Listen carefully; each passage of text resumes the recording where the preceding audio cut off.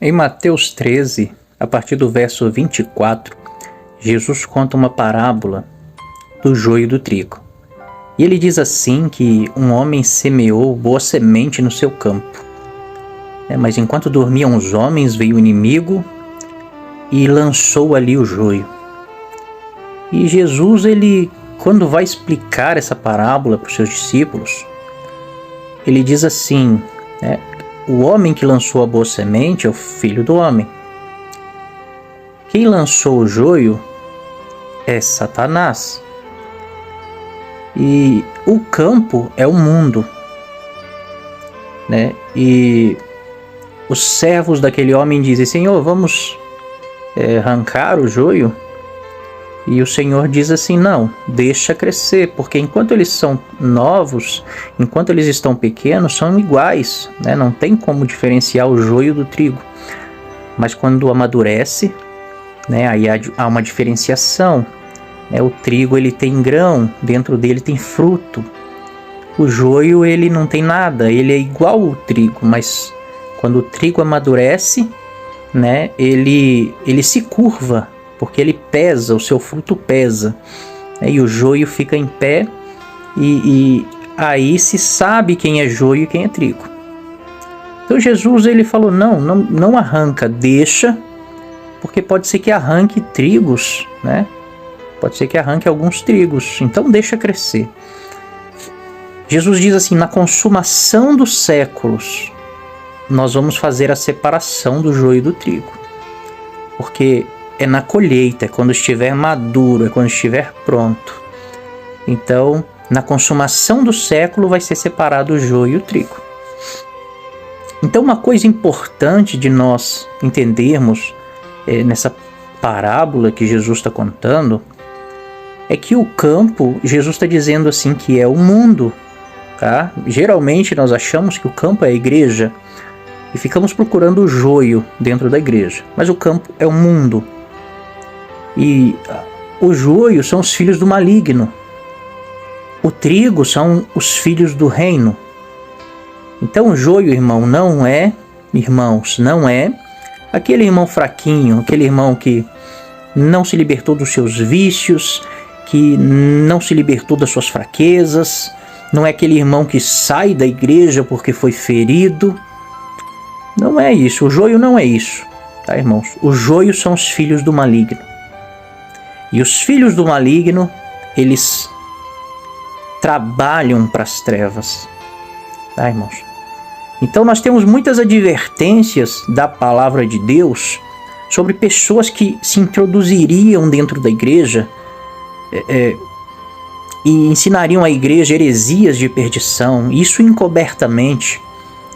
Pessoas que fariam comércio da fé, às vezes não só por dinheiro, mas por fama, por status, por honra, por glória.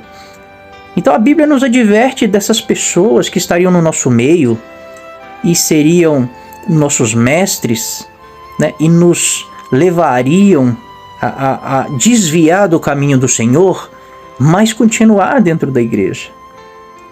Então, irmãos, aquele irmão fraquinho, aquele irmão que tem muitas fraquezas, aquele irmão que não consegue congregar, aquele irmão que abandona a igreja, esses irmãos nós temos que orar por eles, nós temos que abraçar eles, tá, irmãos? Porque o joio e o trigo, o campo é o mundo.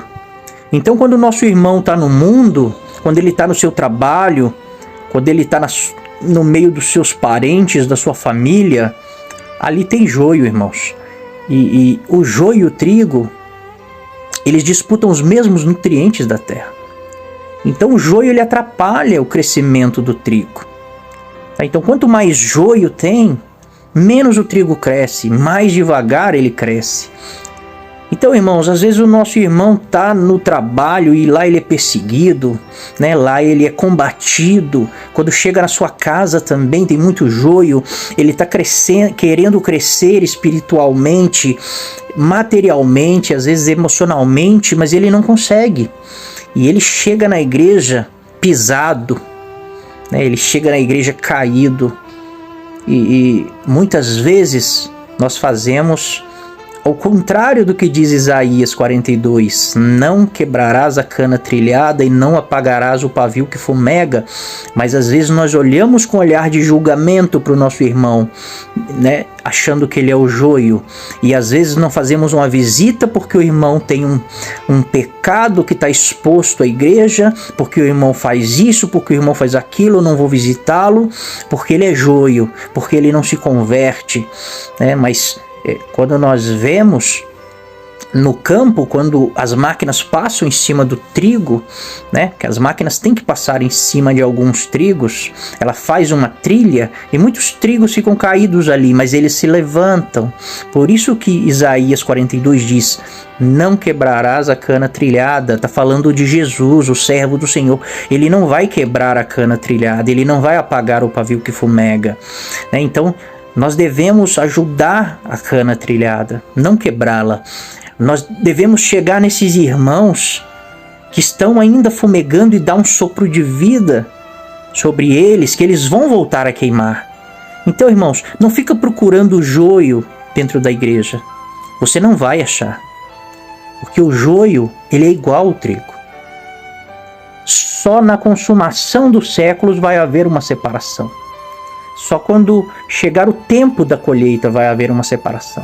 Tá, irmãos? Então, muitas vezes, os filhos do maligno, que é o joio, eles são irmãos que você não vai dizer que são.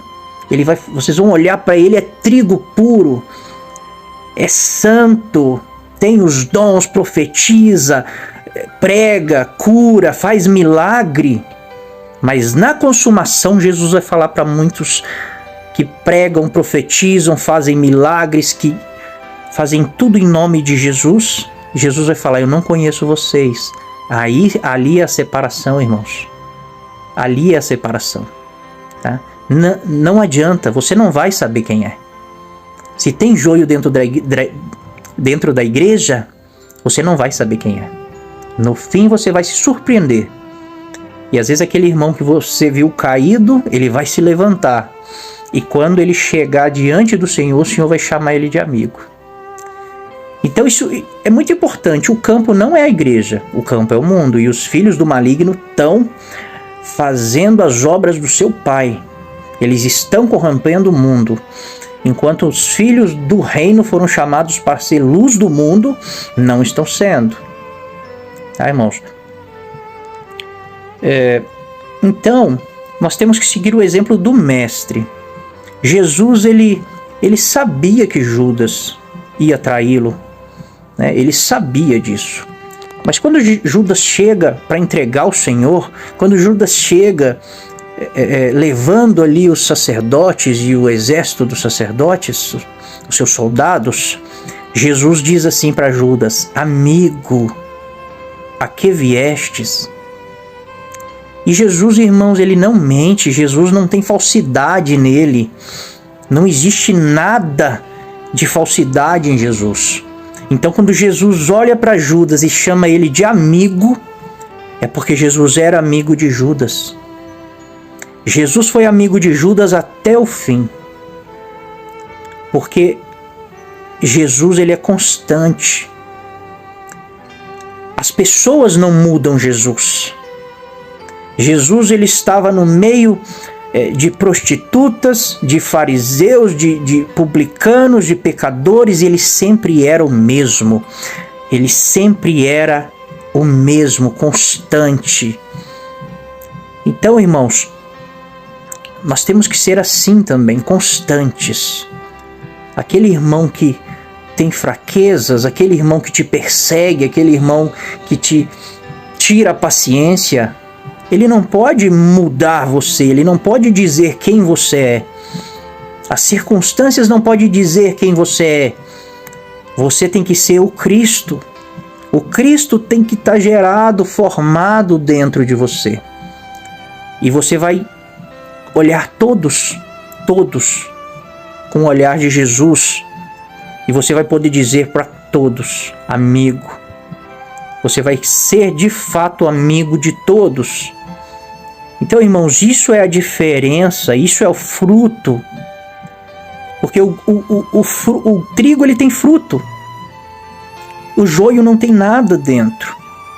Se você tiver um alqueire de trigo, você vive. Mas se você tiver 1000 alqueires de joio, você morre de fome. Então, irmãos, nós temos que produzir frutos, nós temos que produzir vida, nós temos que alimentar os nossos irmãos. Quando o irmão com fome, faminto, com sede, chegar para você, você tem que ter algo que dê vida para ele. Jesus disse, do seu interior vai fluir rios de águas vivas. Então, irmãos, que possa ter fruto dentro de nós, que possa ter vida, que as palavras que nós dissermos aos nossos irmãos, que possa gerar vida neles e não apagar o pavio que fumega.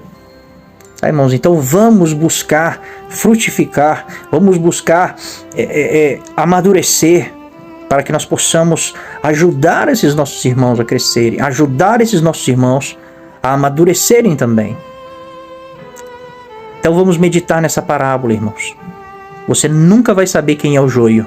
Então para de procurar. Começa a ser amigo de todo mundo. Não deixa que... Não ame os que te amam e odeie os que te odeiam. Né? Porque isso qualquer pessoa faz. Seja constante. Ame a todos. Porque você não sabe se é joio ou se é trigo. Só na consumação do século vamos saber. Então ame a todos, se dedique por todos, ore por todos, ajude todos, visita todos. Vamos seguir o exemplo do nosso Mestre. Deus abençoe os irmãos.